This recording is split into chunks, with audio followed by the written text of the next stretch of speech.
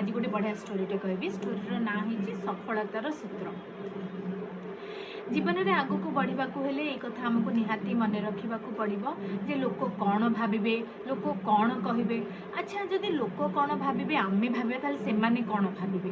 तो आपको नहीं गोटे स्टोरीटे गोटे फल दोकानी फल दोकान रे गोटे सुंदर स्लेट्रे लिखी जे ये ताजा फल बिक्री हुए। गोटे जड़े ग्राहक आसिले फल किणले देखिले लिखाई स्लेट्रे से पचारे आमे तो जानी ये ताजा फल बिक्री हुए तो कहीं लिखिकी टाइम लॉस करुचे ताजा फल बिक्री हुए तो तू एठीटा काटिदे ताजा फल बिक्री हुए लिखे।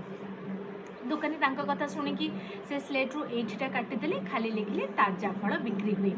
तो तापरे आउ जणे ग्राहक आसले फ्रुट्स किनिबा सी देखिले स्लेट्रे लिखाई ताजा फल बिक्री हुए। से कहले ताजा फल कौन बिक्री करूँ कौन पोचरा फल बिक्री करूँ तो ताजा कौन लिखा दरकार तो लिखिदे जो फल बिक्री हुए। तांको कथा शुणिकी से ताजा वार्डटा को भी काटिदेले दुकानी जनक। तापरे आउ जणे ग्राहक आसले से आउ कौन बाकी थिला फल बिक्री हुए। से लोक जनक कहले आ तो पाखे तो फल ही मिलूँ तू फल लिखा कौन दरकार खाली लेखि बिक्री हुए। तापरे आउ जणे ग्राहक आसले से कहले बिक्री करूँ ना कौन खाली बसीचु लिखापी तो बिक्री करने तो ये लिखा कौन दरकार। से स्लेट्रु सबू एथर लिभेदेले स्लेटा पूरा प्लेन थिला।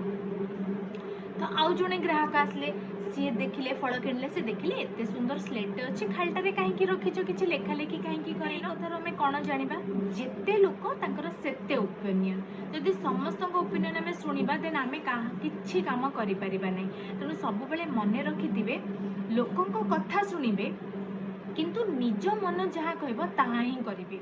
आप जानी गुरु गोपाल दास को जी मोटिवेशनल स्पीकर गोटे बहुत बढ़िया कथाटे मत सब भल लगे।